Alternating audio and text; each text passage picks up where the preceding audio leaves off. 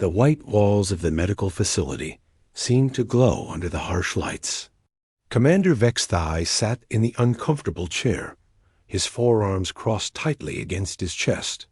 His purple skin had lost its usual bright color and now looked dull and gray. The war scars across his face told stories of many battles, but his eyes told a different story. They showed fear. Dr. Crinsha looked at her patient with concern. She had treated many soldiers who came back from war with broken minds. But Vex was different. He was one of the Coalition's best commanders. He had fought against 12 different alien species and won every time. Now he sat in her office, shaking like a scared child. "Tell me about the humans," Dr. Crinsha said softly. Her voice was gentle, like a mother talking to a hurt child. "The medical reports say you had contact with them on Kepler 442b. What happened there?" Vexthai's hands began to shake. He looked at the floor and said nothing for a long time. The room was quiet, except for the soft hum of the air system. Finally, he spoke. "You don't understand," he whispered. "Nobody understands. The humans are not like us. They are not like any species in the galaxy. They are something else. Something wrong." Dr. Crinsha made notes on her tablet. She had heard this before from other soldiers. Many Coalition troops came back from fights with humans saying strange things. The High Command wanted to know why. That was why she was here. "Start from the beginning," she said. "Tell me about the battle." Vexthai closed his eyes and took a deep breath.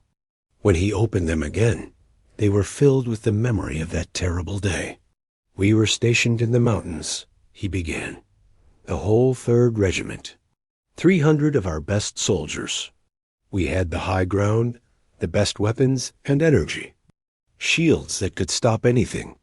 The humans were trapped in the valley below us. There were maybe 50 of them, maybe less." He paused and rubbed his face with one of his hands. "Our commanders were happy. They said it would be easy. The humans had nowhere to go. We could pick them off one by one from above. It should have been over in hours." Double quotes. Dr. Crinsha nodded. "That sounds like good strategy. What went wrong?" "Everything," Vexthai said. "The humans did not act like any other species would. When we started shooting at them, they did not try to find cover. They did not try to run away. They did not try to surrender. They did something that made no sense." "What did they do?" "They charged straight at us." Dr. Crinsha looked confused. "They attacked uphill? Against superior numbers and weapons?" "Yes," Vexthai said. "But that was not the worst part. The worst part was how they looked when they did it." He stood up and walked to the window. Outside, the peaceful gardens of the medical center stretched out under 2 purple suns. It was beautiful and calm, but Vexthai saw none of it. His mind was still in those mountains. "I have fought many battles," he continued. "I have seen fear in the eyes of my enemies. I have seen anger. I have seen desperation. But the humans showed something else. Something I had never seen before." "What was it?" "Joy," Vexthai whispered. "They were happy to be charging into certain death. They smiled as our energy bolts burned through their friends. They laughed when their primitive weapons could barely scratch our shields. It was like they were enjoying the impossible odds." Dr. Crinsha wrote more notes. This was important. Information. Fear she could understand. Anger made sense. But joy in the face of death was something new. "Tell me about their leader," she said. "Captain Jake Morrison." Vexthai said the name like it was a curse. A human male with brown hair and green eyes. He wore the same simple uniform as his soldiers. Nothing special about him except for one thing. What? He never stopped smiling. Even when half his squad was dead, he kept smiling. Even when our artillery was tearing apart the ground around him, He kept giving orders like he was planning a vacation. Vex-Hi sat back down, but he could not stay still. His feet tapped on the floor, and his hands moved constantly. The humans had a female officer too, Lieutenant Amy Rodriguez. She was small, even for a human, but she climbed those cliffs like they were stairs. She moved from rock to rock while we shot at her, and she never missed a step. It was impossible. No one could climb those cliffs under fire. But she did it anyway. How did they get past your defenses? They did not go around them. They did not try to trick us. They just walked through them. They took our best shots and kept walking. When their energy shields failed, they kept walking. When their armor broke, they kept walking. When they started bleeding, they kept walking. Vex-Hi's voice was getting louder now. The fear was turning into something else. Something that sounded like anger, but was really just confusion. We killed so many of them, he said. My squad alone must have hit 20 humans with direct shots. They fell down, and we thought they were dead. But then they got back up. Not all of them, but enough. Always enough. Dr. Crenshaw leaned forward. Are you saying they could not be killed? No, Vex-Hi said quickly. They died. We saw them die, but they died wrong. When other species die in battle, they try to save themselves first. They fall back when hurt. They call for help. They show fear. But the humans who were dying used their last breath to tell their friends where we were hiding. They used their last strength to throw grenades at our positions. They turned their own deaths into weapons. The room was quiet again. Dr. Crenshaw had stopped writing. She was staring at her patient, trying to understand what he was telling her. How long did the battle last? She asked. 6 hours, Vex-Hi said. 6 hours from the first shot to the moment they reached our main bunker. 300 coalition soldiers with the best equipment in the galaxy, and 50 humans with primitive weapons took our position in 6 hours. How many survived?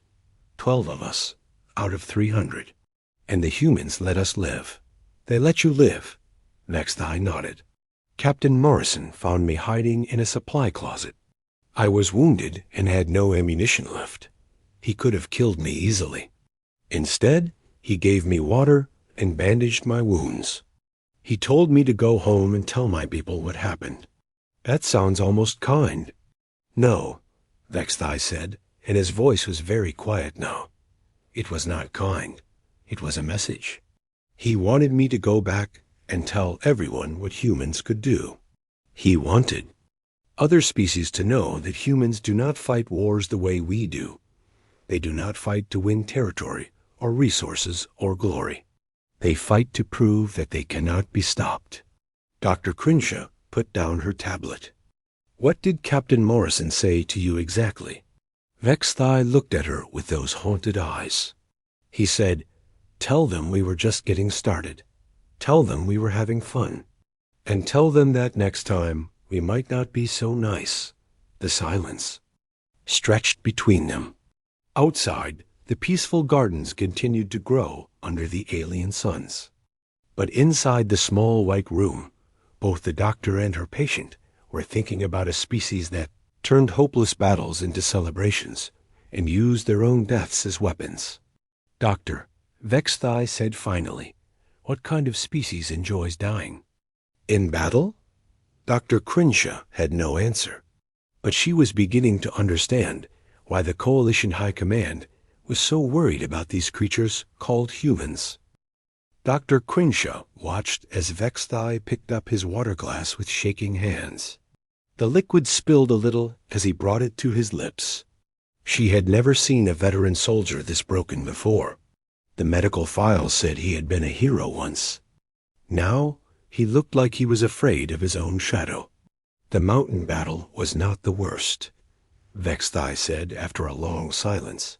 That was just the beginning. The real nightmare started 3 months later in the Crimson Nebula. He set down the glass and stared at it. The water rippled from his trembling hands. I was assigned to the Stellar Dominion, he continued. A dreadnought-class ship, the biggest and strongest in our fleet. We had 12 other ships with us. Cruisers, destroyers, support vessels. It was a powerful battle group. Dr. Crinsha made notes on her tablet. What was your mission? Simple patrol, Vexthai said. The humans had been quiet for weeks after their defeat at Kepler 442b. High Command thought they were broken. Finished. We were just showing the flag, making sure. They stayed that way. But they were not finished. Vexthai laughed, but it was not a happy sound. No, Doctor, they were not finished. They were waiting. He got up and walked to the window again. This seemed to be his habit when the memories got too strong. Looking at the peaceful gardens helped him remember that the war was over, that he was safe now. We detected them on our sensors, he said. A small human fleet, maybe 6 ships total. Their flagship was called the UES Defiant. Admiral Lisa Chun was in command. Our intelligence said she was young for a human admiral. Only 40 years old. How many ships did your fleet have? 13 ships, more than twice their number. And our ships were bigger, stronger, better armed. It should have been easy. Doctor. Crinsha nodded. What happened in the battle? We won, Vexthai said simply. We won completely. The humans fought hard, but they were outnumbered and outgunned. We destroyed 2 of their ships right away. The others were damaged and scattered. Their formation was broken. Admiral Chun had to retreat with what was left of her fleet. That sounds like a victory for your side. It was, Vexthai said. That was the problem. In any normal war, that would have been the end. The humans would retreat, regroup, and come back later with more ships. Or they would avoid us completely. But humans do not fight normal wars. He pressed his face against the cool glass of the window. They came back the next day. Dr. Crinsha looked up from her notes. The next day, but their fleet was broken. Not the whole fleet, Vexthai explained. Just one ship. Captain Danny Brooks in a damaged cruiser. His ship was leaking air, and his weapons were half destroyed. But he came at us anyway. Did you destroy him? We tried. But Brooks did not fight, like we expected. He did not try to win. He did not try to do major damage. He just hit us and ran away. Quick strikes, then back into the nebula, where our sensors could not track him. Vexthai turned away from the window. His face looked tired, like he had not slept in months. The next day, another ship came. Commander Helen Torres in a destroyer. Same thing. Hit and run. Then she disappeared. The day after that, it was a different captain in a different ship. Day after day, night after night.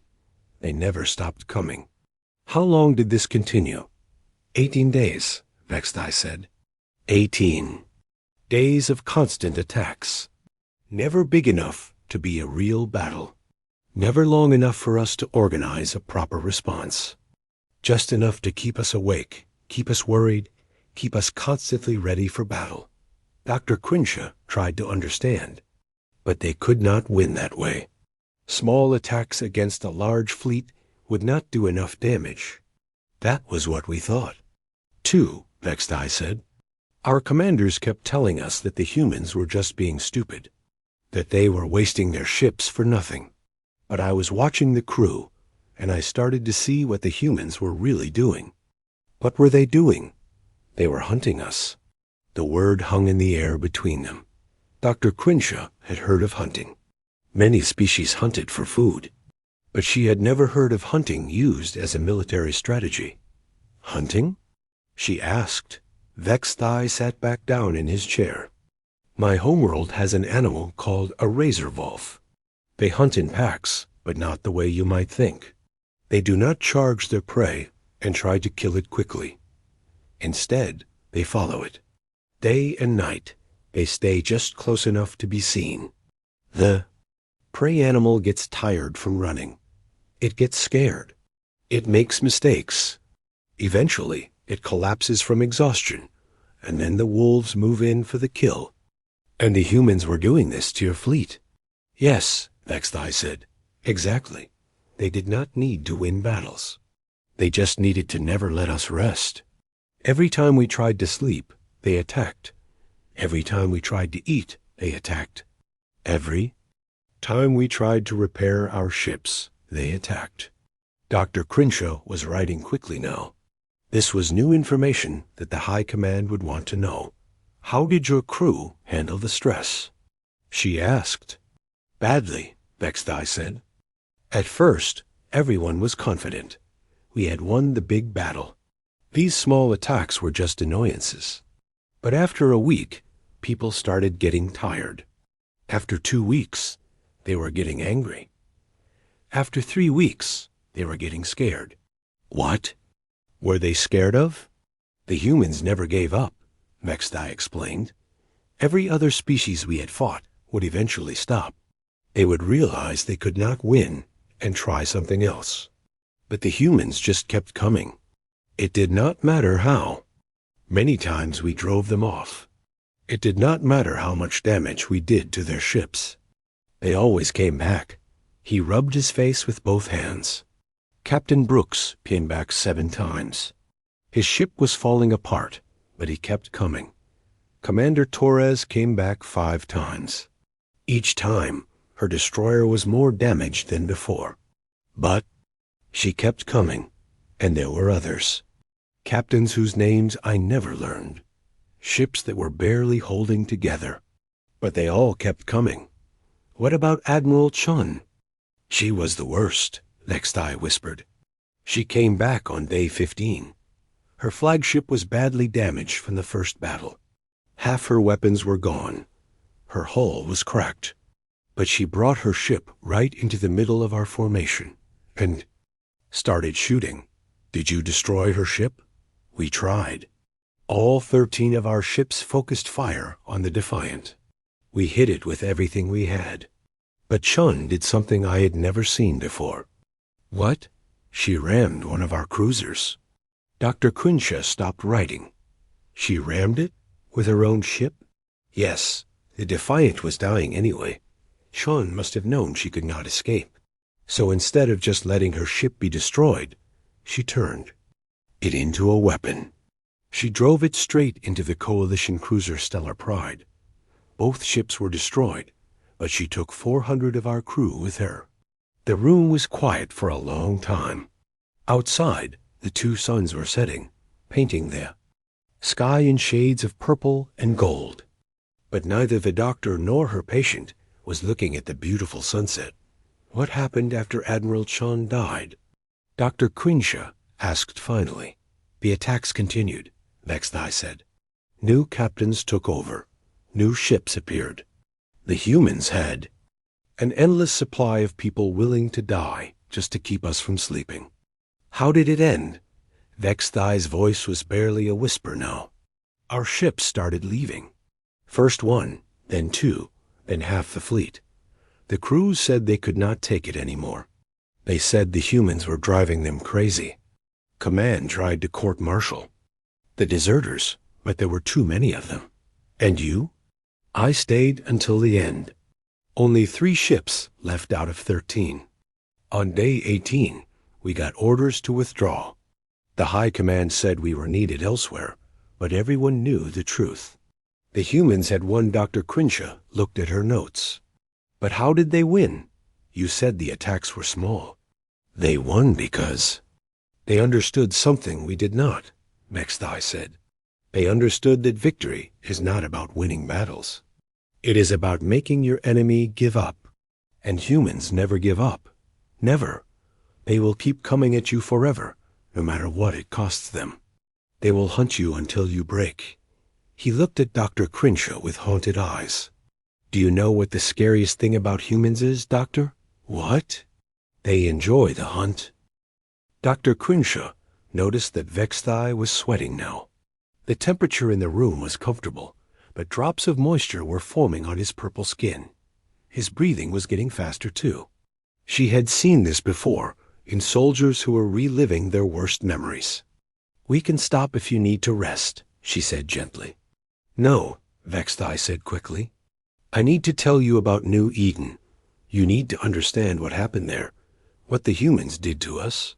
He wiped the sweat from his face with a cloth. His hands were shaking worse now. "New Eden was supposed to be peaceful," he began. "The humans had surrendered. Their government was gone. Their military was defeated. We were just there to keep order while the planet was integrated into the coalition." Dr. Crinsha nodded. "Standard occupation procedure." "Yes," Vexthai said. "I was part of the peacekeeping force. 2,000 soldiers from 6 different species. We had the best equipment and training. The humans had nothing. No weapons, no organization, no hope of victory. It should have been easy. But it was not easy?" Vexthai laughed bitterly. "Easy? Doctor, it was the worst assignment of my life. Worse than any battle I had ever fought. At least in battle, you know who your enemies are. On New Eden, everyone was an enemy." He got up and started pacing around the small room. Walking seemed to help him think, but it also showed how nervous he was. "The resistance started small," he continued. "A few broken supply trucks, some damaged communication equipment. Our commanders thought it was just normal wear and tear. But then the attacks got more organized." "What kind of attacks?" "Bombs," Vexthai said, "but not military bombs. These were made from farming equipment, fertilizer and fuel from tractors, timing devices from kitchen appliances. The humans were turning their everyday tools into weapons." Dr. Crinsha wrote notes quickly. "Who was leading them?" "A man named Carl Johnson," Vexthai said. "He had been a soldier before the surrender, but we thought he was retired, living on a small farm with his family, growing crops and raising animals. He seemed harmless. But he was not harmless. He was the most dangerous human I ever met." Vexthai said, "And I never even saw him until the very end." He stopped pacing and stood by the window again. The gardens outside were getting dark as the sun set. Soon it would be night, and Vexthai knew the nightmares would come again. "Johnson organized the whole planet," he explained. "Every farmer, every shopkeeper, every child. He turned them all into soldiers, but they did not fight like soldiers. They fought like demons." "What do you mean?" "Soldiers have rules," Vexthai said. "Even in war, there are things you do not do. You do not use children as weapons.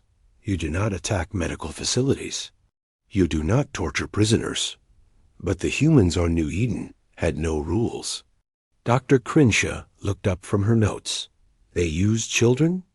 "A 12-year-old girl led my squad into an ambush," Vexthai said quietly. "She came up to us crying, saying her parents were hurt. We followed her to help, and she led us straight into a minefield. 3 of my soldiers died. The little girl disappeared into the crowd, and we never found her. That is horrible." "That was just the beginning," Vexthai continued. "There was a woman named Mary Collins. She was a school teacher before the war, sweet and kind, according to her records. She ran classes for human children and helped organize community events." "What did she do during the resistance?" "She taught the children how to make explosives," Vexthai said. "She organized them into spy networks. She had 8-year-old kids watching our patrols and reporting our movements. She turned an entire generation of children into weapons." Dr. Crinsha stopped writing. "Children as young as 8? "Yes, and they were good at it too. Better than adult spies from other species. They could go anywhere, ask any questions, and no one suspected them until it was too late." Vexthai sat back down, but he could not stay still. His legs bounced nervously, and his hands kept moving. The worst was an old woman named Ruth Palmer, he said. She was a doctor before the war. She ran a small clinic in one of the farming towns. She had saved thousands of lives during her career. She was supposed to be a healer. What did she do? She used her medical knowledge to create biological weapons, Vexthai whispered. She knew exactly how different alien biologies worked. She knew what would make us sick, what would kill us, what would drive us insane. She turned medicine into murder. Dr. Crinshaw felt a chill run down her spine. How many soldiers did you lose? In 3 years? More than we lost in the original conquest, Vexthai said. The humans killed us one by one, day by day. Never the big battle, never a fair fight. Just constant death from people who were supposed to be harmless civilians. How did they coordinate without military equipment? They used everything, Vexthai explained. Farm radios became communication networks. Delivery trucks became troop transports. Grain silos became weapons factories. The humans took their peaceful world and turned it into a war machine. He rubbed his face again. The sweating was getting worse. The strangest part was how happy they seemed, he continued. Other species fight because they have to, because they are forced to. But these humans chose to fight. They volunteered to die for 'cause they could never win. What do you mean? I remember one attack, Vexthai said. A group of human farmers hit one of our supply convoys. We caught 3 of them. They were hurt badly and would probably die from their wounds. But they were smiling, actually smiling as they bled to death. Why were they smiling?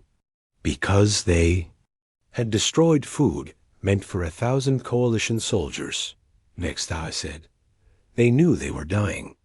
They knew their families would be questioned. They knew it would not change the outcome of the war.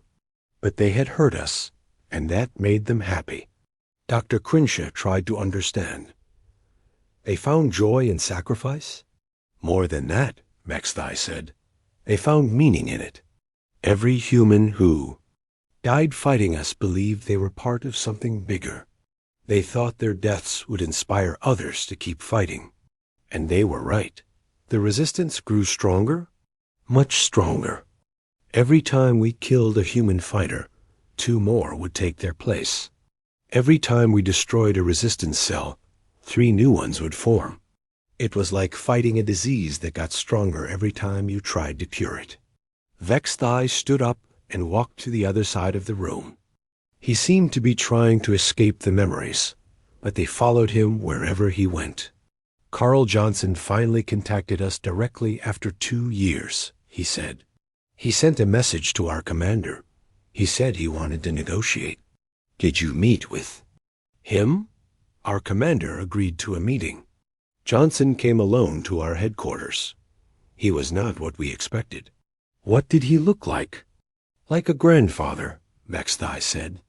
Gray hair, kind eyes, gentle voice. He looked like he should be playing with children or working in a garden, not leading a planetary resistance movement. What did he say? He told us we could leave any time we wanted, Vexthai said. He said the humans would stop fighting if we just went away. He said they did not want to keep killing us. That sounds reasonable. It was a lie, Vexthai said. Johnson was not offering peace. He was offering us a choice. We could leave voluntarily, or the humans would make us leave. Either way, we were going to leave. How could he be so confident? You had superior numbers and weapons. Because he understood something we did not, Vexthai explained. He understood that occupation is not about winning battles. It is about breaking the will of the people. And human will cannot be broken. Dr. Crinshaw looked at her patient with concern. What happened to Carl Johnson? Nothing, Vexthai said. He walked out of our headquarters and disappeared back into the population. We never found him again. But his message was clear. The humans would never stop fighting, never stop dying, never stop making our lives miserable until we gave up. And Went home. And did you? Give up and go home? Vexthai nodded slowly. After 3 years, the coalition withdrew from New Eden. We told ourselves it was because the planet was not worth the cost. But everyone knew the truth. The humans had won by refusing to lose. He looked at Dr. Crenshaw with exhausted eyes. Do you know what the most terrifying thing about humans is, Doctor? What? They can turn anyone into a weapon. Children, teachers, doctors, grandparents, anyone. And they all volunteer for it. They all choose to die rather than give up. The room was dark now. Night had fallen outside, and the peaceful gardens were hidden in shadows. But inside the small white room, the memories of New Eden continued to glow like burning coals in Vexthai's mind. Dr. Crenshaw watched with growing alarm as Vexthai began rocking back and forth in his chair. His breathing was quick and shallow now. Sweat covered his purple skin. The memories he was sharing were clearly the worst ones, the ones that had broken his mind. Perhaps we should continue tomorrow, she suggested. No, Vexthai said sharply. You need to hear about Proxima Station. You need to understand how humans think about death, how they use mathematics to turn losing into winning. He gripped the arms of his chair tightly. His knuckles had turned white under his purple skin. I was a tactical analyst, he began. My job was to predict enemy behavior using computer models. I had data from hundreds of species, thousands of battles. The computers could tell us exactly how long any enemy would fight before surrendering. Dr. Crenshaw made notes. And this worked for other species? Always, Vexthai said. Every species followed predictable patterns. When they lost too many soldiers, they would retreat. When they ran out of supplies, they would surrender. When the odds became hopeless, they would negotiate. The mathematics were perfect. But not for humans. The humans broke the mathematics, Vexthai whispered. They made our computers useless. They fought in ways that made no logical sense. He stood up and began pacing again. The small room felt like a cage to him now. Proxima Station was a human defensive position, he continued. Not very big. Maybe 5,000 human soldiers, led by Colonel Steve Mitchell and Major Patricia Lee. We surrounded them with 25,000 coalition troops. We cut off their supplies. We blocked all communications. We had them completely trapped. What did your computers predict? Surrender within 72 hours, Vexthai said. The humans had no chance of victory, no chance of escape, no chance of rescue. Any rational species would give up immediately. But the humans did not surrender? They held for 6 months. Dr. Crenshaw stopped writing. 6 months? How is that possible? That was what I wanted to know, Vexthai said. So I studied them. I watched everything they did. I analyzed their tactics. I tried to understand their strategy. And slowly I realized something horrible. What? They had run their own calculations, Vexthai said. Just like we had. They knew they were going to lose. They knew they were going to die. They knew exactly how long they could hold out and exactly how many of us they could kill before the end. He stopped pacing and stared at the wall. But unlike us, they were happy with the numbers. Dr. Crenshaw tried to understand. They were planning to lose? No, Vexthai said. They were planning to win by losing. They had calculated exactly how much their defeat would cost us. And they decided the price was worth paying. I do not understand. Vexthai sat back down and leaned forward. Let me explain it the way Colonel Mitchell explained it to me later. The humans knew they could not save Proxima Station, but they could make taking it so expensive that we would never try to take another human position again. Dr. Crenshaw felt confused. How could defeat be victory? Because the humans were not fighting for Proxima Station, Vexthai explained. They were fighting for every human world that came after.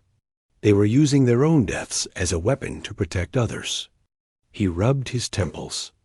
A headache was starting behind his eyes. Colonel Mitchell was a quiet man, he continued. Not very tall, even for a human. Gray hair, calm voice. He looked like he should be teaching at a university, not commanding a fortress. But he was the most dangerous strategist I ever encountered. What made him dangerous? He thought about war like a mathematical equation, Vex said. He calculated the value of human lives against the cost of coalition casualties. And he found a balance that terrified me. What kind of balance? Mitchell figured out that if his 5,000 soldiers could kill 15,000 coalition troops before dying, the psychological impact would be devastating. Other coalition commanders would be afraid to attack human positions. The war would shift in humanity's favor. Dr. Crenshaw tried to process this information. So he planned to sacrifice his entire command? Worse, Vex said. He planned it perfectly. Every detail was calculated to maximize our losses while ensuring total human casualties. It was suicide designed as a weapon. He got up and walked to the window again. Outside, the night was peaceful and quiet. But in his mind, he was back at Proxima Station, watching humans die with mathematical precision. Major Patricia Lai was in charge of the actual tactics, he continued. She was younger than Mitchell, maybe 30 years old. Red hair, green eyes, always smiling. She treated the siege like it was a game she was excited to play. What kind of tactics did she use? She divided the station into killing zones, Vex explained. Each section was designed to cost us exactly the right number of soldiers. Not too few, or we would not be discouraged. Not too many, or we might retreat and try a different approach. She calculated how many coalition soldiers each human death should cost. Exactly 3 to 1, Vex said. Lee had determined that if every human soldier killed 3 coalition soldiers before dying, we would lose the will to fight. So she organized the defense to make sure that ratio was maintained. Dr. Crenshaw was writing furiously now. This was completely new information about human military thinking. How did she maintain such precise numbers? She asked. Captain Nick Roberts led the engineering teams, Vex said. They booby-trapped every corridor, every room, every piece of equipment, but not randomly. Each trap was designed to kill. Exactly 3 coalition soldiers when triggered. That seems impossible to calculate. The humans had studied our species very carefully, Vex explained. They knew how we moved, how we fought, how we reacted to different situations. They used that knowledge to design traps that would work perfectly against us. He pressed his forehead against the cool glass of the window. Lieutenant Susan Gray was their sniper commander, he continued. She had 47 snipers under her command, but they did not shoot randomly. Each sniper had a specific target list. Officers first, then specialists, then regular soldiers, always in the same order. Why that order? To maximize chaos, Vex said. Kill the officers and we lose coordination. Kill the specialists and we lose technical ability. Kill enough regular soldiers and morale collapses. Gray had calculated exactly how many of each type we needed to lose before our attack would fail. Dr. Crenshaw looked up from her notes. And this strategy worked? Perfectly, Vex whispered. For 6 months, the humans died exactly as planned. They held each section of the station for exactly as long as calculated. They inflicted exactly the right amount of casualties. It was like watching a complex mathematical formula play out in real time. What happened when the station finally fell? We had lost 14,800 coalition soldiers, Vex said. Almost exactly 3 to 1, just as Major Lee had planned. And when we found Colonel Mitchell in the command center, he was still alive. He survived? Barely. He was wounded and could not fight anymore. But he was conscious, and he was smiling. Vex Thigh turned away from the window. His face looked haunted. "Mitchell congratulated me," he said. "He told me that the siege had gone exactly as planned. He said the humans had achieved their strategic objectives. Then he handed me a datapad with complete records of everything they had done." "He gave you their battle plans?" "All of them," Vexthai said. "Every calculation, every strategy, every planned sacrifice. He wanted us to know exactly how the humans had turned their defeat into victory. He wanted us to understand that this was just the beginning." "The beginning of what?" "A new kind of warfare," Vexthai said, "where losing battles could win wars, where death was just another tool to be used strategically, where mathematics could turn sacrifice into victory. Double quotes. Dr. Crenshaw set down her tablet. "What did Colonel Mitchell say to you exactly?" Vexthai closed his eyes and spoke in a quiet voice. He said, "Every human world you attack from now on will cost you 3 times what you expect. We have taught our children to count the same way we do. And we have a lot of children." The room was silent for a long time. Finally, Dr. Crenshaw asked, "What is the most frightening thing about this story?" Vexthai opened his eyes and looked at her with the broken stare of a soldier who had seen too much. "The most frightening thing is that it worked. After Proxima Station, coalition commanders became afraid to attack human positions. The psychological impact was exactly what Mitchell had calculated. The humans had weaponized their own deaths so effectively that we stopped trying to kill them." He sat back down in his chair, suddenly looking very tired. "Doctor, what kind of species can look at certain death and see it as a mathematical advantage?" Dr. Crenshaw watched as Vexthai curled up in his chair like a wounded animal. His whole body was shaking now. She had pushed him hard through 4 sessions, and she could see that he was at his breaking point. But the High Command needed to hear the last story, the one about Earth itself. "This is the final session," she said gently. "After this, you can rest. No more questions, no more memories, just healing." Vexthai nodded, but did not look up. "The Earth attack," he whispered. "The last battle of the war. The one that broke everything. Take your time." He was quiet for several minutes. Outside, morning was coming. The 2 suns were rising over the medical center, painting the sky in soft colors. It should have been beautiful, but Vexthai saw none of it. His mind was trapped in the memory of humanity's homeworld. "I was part of the Grand Fleet," he finally said. "Every species in the coalition contributed ships. 24 different worlds sent their best vessels. It was the largest military force ever assembled in galactic history." Dr. Crenshaw had read the files. "How many ships?" 347 capital ships, Vexthai recited. "Over 1,000 support vessels. 2 million soldiers from every corner of the galaxy.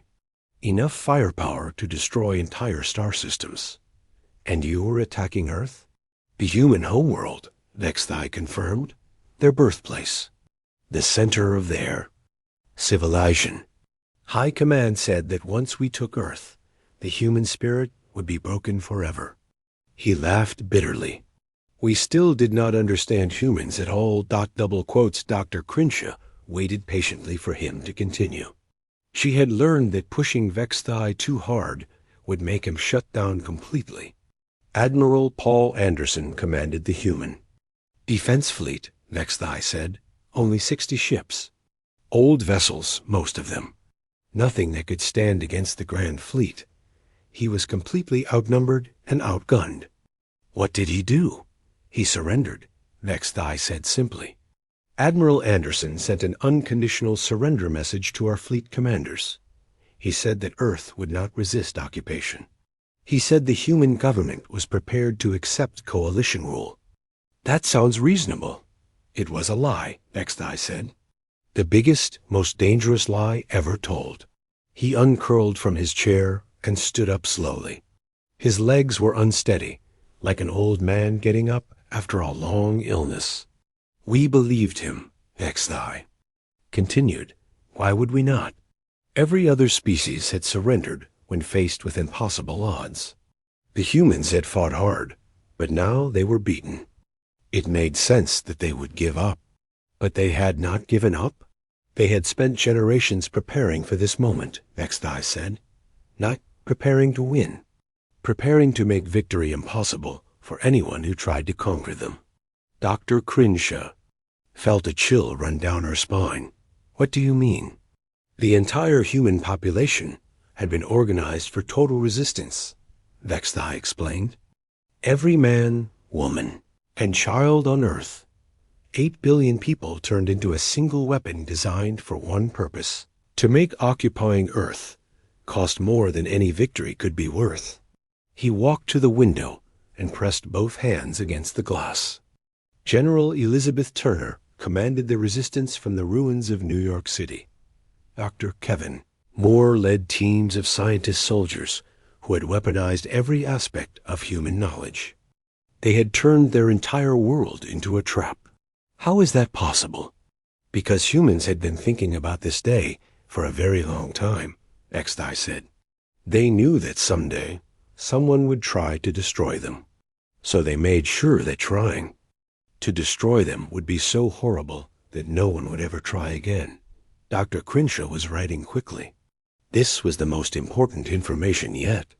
What happened when your forces landed? Nightmare, Vex whispered. Complete nightmare. He turned away from the window and began pacing again. But his steps were unsteady now, like he was walking through a bad dream. The cities were empty. When we arrived, he said, no crowds, no traffic, no normal life. Just empty buildings and silent streets. It felt wrong immediately. Where were the humans? Everywhere and nowhere, Vex said. They had evacuated the obvious targets, but stayed hidden in places we never thought to look. Sewers, subway tunnels, abandoned buildings, underground facilities we did not know existed. And then they attacked? They became the city, Vex explained. Every street corner was a sniper position. Every building was a fortress. Every piece of infrastructure was booby-trapped. The humans had turned their own homes into weapons. He stopped pacing and grabbed the back of his chair for support. Dr. Kevin Moore had done something terrible, he continued. He had taken human medical knowledge and reversed it. Instead of healing, he used it to create the most effective biological weapons we had ever seen. Biological weapons? Diseases designed specifically for each coalition species, Vex said. Moore knew exactly how our different biologies worked. He created viruses that would kill Zephyrians, but not harm humans. Bacteria that would drive Centauri mad, but leave humans untouched. He had turned medicine into mass murder. Dr. Crinshaw stopped writing. How many coalition soldiers died? 60% of the invasion force, Vex said quietly. In 3 months of fighting. Not killed in battle. Killed by their own environment. The air they breathed, the water they drank, the surfaces they touched. Everything on Earth had been designed to kill non-humans. And the human casualties? They did not care about human casualties, Vex said. General Turner would sacrifice entire city blocks to take out a single coalition unit. She used human civilians as bait, human children as messengers, human elderly as suicide bombers. He sat back down in his chair and put his head in his hands. The worst part was that they were all volunteers, he continued. No one was forced to fight. No one was ordered to die. They all chose it. 8 billion people had decided that they would rather die fighting than live under coalition rule. How did it end? Admiral Anderson contacted us again, Vex said. He was still alive, still commanding what was left of the human defense fleet. He sent a message to our fleet commanders. What did he say? Vex looked up with haunted eyes. He said that this was just the beginning. He said that if we stayed on Earth, the humans would keep fighting until every person on the planet was dead. But if we left, they would remember what we had done. A threat?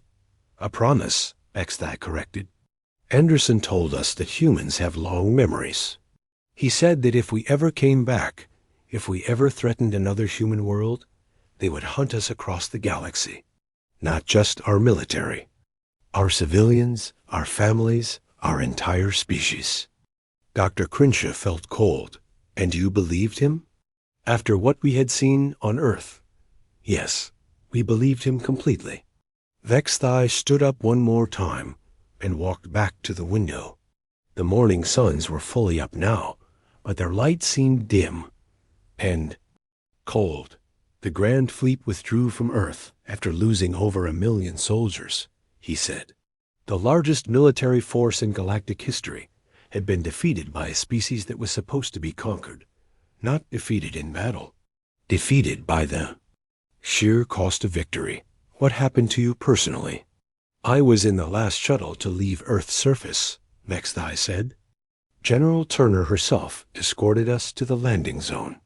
She was covered in blood and dirt, but she was smiling. Always smiling. What did she say to you? She thanked us for the lesson, Vexthai said. She said that fighting the Coalition had taught humans new ways to wage war. She said they would use these lessons if anyone ever bothered them again. Dr. Crenshaw set down her tablet. She had enough information for her report. What is your final assessment of humanity? She asked. Vexthai pressed his forehead against the window glass. Humans are not a military species, he said quietly. They are something much worse. They are a species that has made peace with death. They do not fight to win. They fight to make losing impossible for their enemies. And that makes them dangerous? That makes them unstoppable, Vexthai corrected. You cannot defeat an enemy that treats victory and defeat as the same thing. You cannot conquer people who have already decided they would rather die than be conquered. He turned to look at Dr. Crenshaw one last time. Doctor, the Coalition has fought hundreds of species across thousands of years. We have always won because we understand the mathematics of war. But humans have changed the mathematics. They have made war into something that cannot be won. What do you recommend? Never fight humans again, Vexthai said simply. Leave them alone. Let them have their little corner of the galaxy, because the alternative is not defeat. The alternative is learning what it means to fight a species that has spent their entire history preparing to die. Dr. Crenshaw closed her files. The High Command will want to know if humans are truly as dangerous as you claim. Vexthai looked at her with the broken stare of a soldier who had seen the impossible. Doctor, humans are not dangerous because they are strong. They are dangerous because they are human. And being human means never giving up, no matter what the cost. Outside the window, the peaceful gardens of the medical center stretched toward the horizon under the alien suns. But both the doctor and her patient knew that somewhere out there, in the darkness between the stars, 8 billion humans were remembering what the Coalition had done to their world. And preparing to make sure it never happened again.